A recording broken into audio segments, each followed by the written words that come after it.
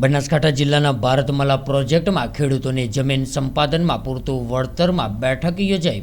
બનાસકાંઠાના થરાદથી પાટણ, મહેસાણા અને ગાંધીનગરના ખેડૂતો જોડાશે ટૂંક જ સમયમાં ખેડૂત આંદોલનમાં। ત્યારે બનાસકાંઠાના વાવ, થરાદ, લાખાણી, દિયોદર, કાંકરેજ તાલુકાના ખેડૂતો મોટી સંખ્યામાં ઉપસ્થિત રહ્યા હતા। ખેતીની જમીનના 22 રૂપિયા અને બિનખેતીની જમીનમાં 4200નો ભાવ વિસંગતાની સામે સરકાર અન્યાય સામે આંદોલન કરવાના મૂડમાં જોવા મળ્યા ખેડૂતો। ત્યારે બેઠક બાદ ખેડૂતો આપશે દિયોદર પ્રાંત અધિકારીને આવેદનપત્ર। ત્યારે સરકાર ખેડૂતોની માંગણી નહીં સ્વીકારે તો વિસાવદર જેવી થશે જેવું ખેડૂત આગેવાનો દ્વારા જણાવાયું હતું। અત્યારે ભારતમાલાના તમામ અમે પીડિત ખેડૂતો મળ્યા હતા, કારણ કે સરકારશ્રીએ એવોર્ડની અંદર ખૂબ તફાવત રાખેલો છે। અમારા ખેડૂતોને 20 થી 22 રૂપિયા 1 મીટરનો ભાવ આપેલો છે, જ્યારે એની જમીનના 4300 થી 5000 સુધીના ભાવ આપેલા છે। એટલે એના અનુસંધાને અમે સરકારશ્રીને કહેવા માંગીએ છીએ કે તાત્કાલિક આ તમામ એવોર્ડો રદ કરે અને નવેસર કમિટી રચી અને અમને એવોર્ડ કરે એવી અમારી માગણી છે। સાથે સાથે અત્યારે કલેક્ટર સાહેબશ્રીને અમે આવેદનપત્ર આપવાના છે।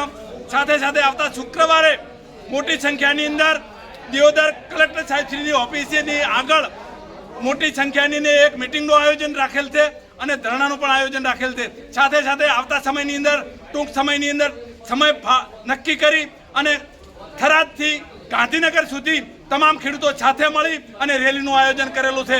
સાથે સાથે અમે સરકારને કહેવા માંગીએ છીએ કે અમારી આ માગણીનો સ્વીકાર કરી અને તાત્કાલિક ખેડૂતો હિતમાં નિર્ણય લે એવી માગણી છે। જો અમારી માગણી સ્વીકારવામાં નહીં આવે તો આવતા સમયની અંદર કદાચ બનાસકાંઠાની અંદર પણ વિસાવદરવાળી થાય એવું અમને સ્પષ્ટ દેખાઈ રહ્યું છે। જય જવાન, જય કિસાન। ઉપરથી આપણને 2025 આવી હતી, 25ની જંત્રી થૂકવી એટલે 11ની જંત્રી થૂકવી અને 14 વર્ષ આપણને લેટ પાડ્યા। એ વખતે કદાચ આ લોકોએ આપણને આલ્યું હોત તો બરાબર હતું અને એ વખતે આ નીતિ દોરવા આવ્યા અને આ 11ની જેને 14 વર્ષ લેટ આપણને પેમેન્ટ આલી છે।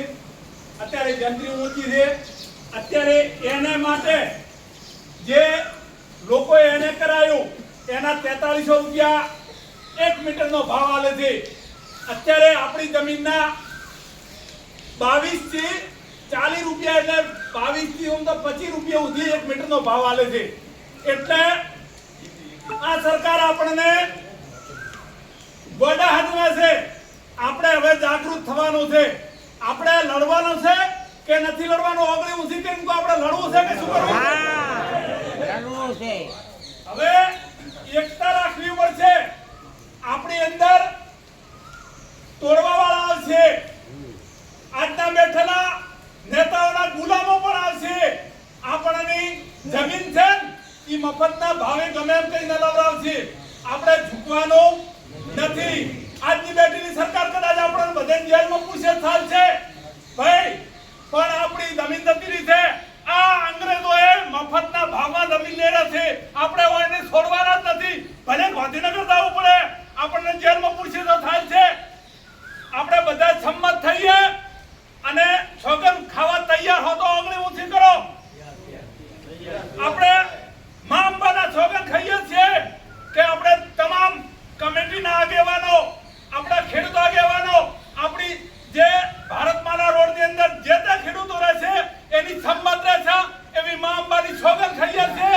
જય જવાન, જય કિસાન, જય જવાન, જય કિસાન।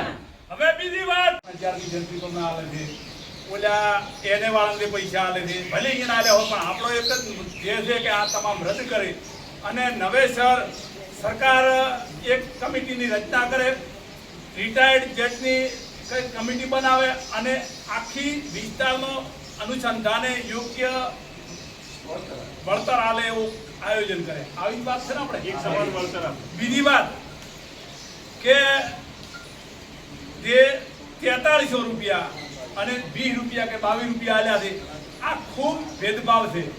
એટલે તમારે તો આ ચાલુ જ રાખવું હોય તો અમને એ પ્રમાણે ચૂકવણું, આપણું એ પ્રમાણે ચૂકવણું કરે એ છે ને। બીજી વાત કે આ જે જમીનની અંદર જે આપણને ભાઈ આજે અમુક વિસ્તારની અંદર જમીનો જ જતી રહી છે, એમના છોકરા તો રખડી પડ્યા છે, તો એમને કઈ નોકરી લે કે એવું કંઈક આલે તો કદાચ એમનું ભરણ, એ તો પૈસા તો આવી ગયા, તો એમનો પરિવાર ક્યાં લાશે?